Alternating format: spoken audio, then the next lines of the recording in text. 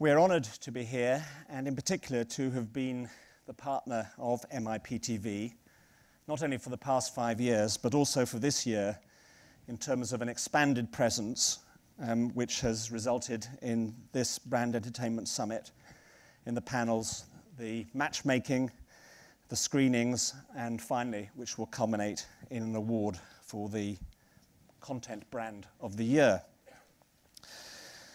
There's a reordering at work in the world. We all know it. It's a kind of cliche. But the tidy constraints which describe the universe of media, marketing, and commerce so neatly have exploded into chaos. At the same time, consumers, erstwhile somewhat mild-mannered, have become increasingly sophisticated and weary of having messages just pushed at them. They're talking back, sometimes as cruel critics, as cynics, but also as contributors, and most importantly of all, as conversationalists. Now, the underpinnings of the chaotic convergence of advertising and content are twofold. First and foremost is the digital revolution. The impact of digital simply cannot be overestimated. It made media truly cross-media. It created a billion-channel universe. It enabled an explosion of expression, from blogs and tweets to mixes and mashups. And for us here at MIPTV, it's opened the floodgates on the production and dissemination of video. The second big underpinning of our chaotic context, the latest evolution of branding. A new role for branding is emerging.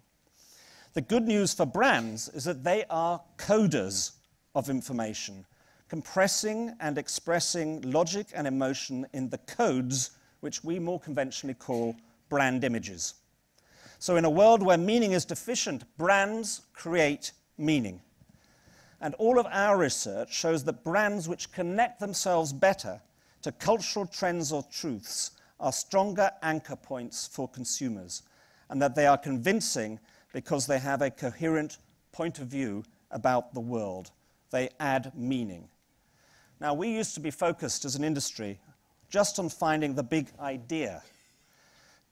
But at Ogilvy, we often talk now about the big ideal. What a difference one small L makes. A brand with a big ideal believes in something. It believes that beauty can be real, that the world can be smarter, that a glass half full is better than a glass half empty. Our research shows that brands with stronger points of view, such as these, have superior voltage, which is the best predictor of actual market share. So it is the role of brands to bridge the meaning gap, and we can start to see a new order coming out of the chaos. Is there a difference between branded entertainment, which I was given as my title, and branded content? If so, what is it? I'd rather use the term branded content to describe what we do. I think it much more precisely defines the needs of a contemporary brand's ecosystem. Not all the content that we need is purely entertaining. We need entertainment in all its forms, comedy, drama, and music. But we also need documentary content, which, while it tends to be engaging, is not there primarily to entertain, but often rather to explain. Branded content draws upon both video as entertainment and video as documentary.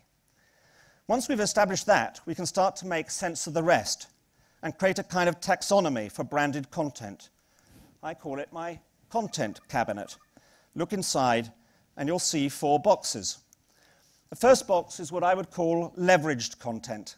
That is classically product placement, where the brand, not the product, leverages value from inserting itself in a content property. The next is sponsored, where the role of the brand is to support and gain endorsement from content, including from celebrities. The third is partnered, where the brand collaborates on the development of the property, sharing production, promotion, or distribution. And the fourth box is originated, content that is created solely by the brand.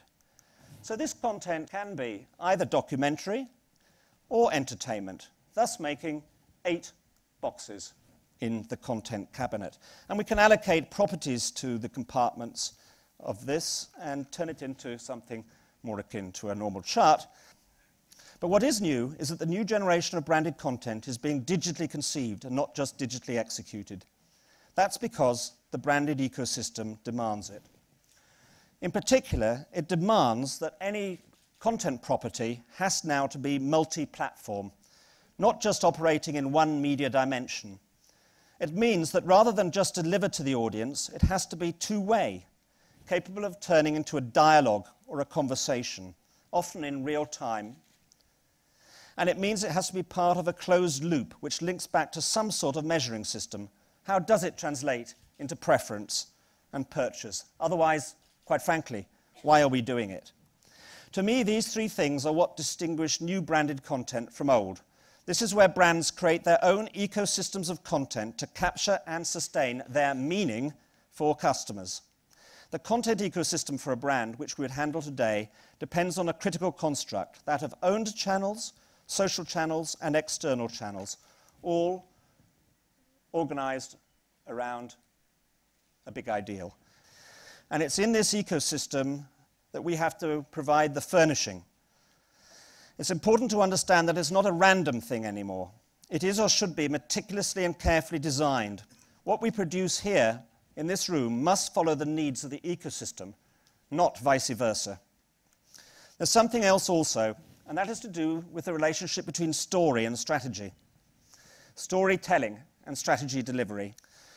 Today, as we do more and more partnered and originated content towards the right-hand side of the chart, we have more of a need to give the brand a natural role within the story.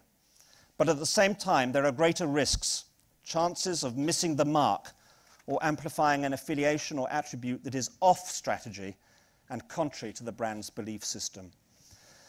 So we, the television industry, the branding industry, come together in this shared space, and it's incumbent for content producers to understand the degree of refinement which has become intrinsic to global best practice in branding. Equally, it's essential for those of us who do branding to listen and understand how narrative can engage and enthrall those who are primarily storytellers. If we do this right, we have a chance to find the perfect intersection, the best balance between the power of the story and the discipline of strategy. The cabinet of content, which is open to us, spans many diverse types and models. As creative agencies and as digital strategists, we, the agencies, have a new role, much more akin to that of a publisher. We bring consumer understanding and information architecture to the party. As producers, you bring the art and craft of storytelling and an understanding of the economics and logistics of making the content successful. But in doing all of this, let's remember that it's all about the nature and quality of that content. And in the words of our founder, David Ogilvy, who also celebrates a centennial this year, which we will mark in June, what really decides consumers to buy or not is the content of your advertising, not your form, not its form. Thank you very much indeed.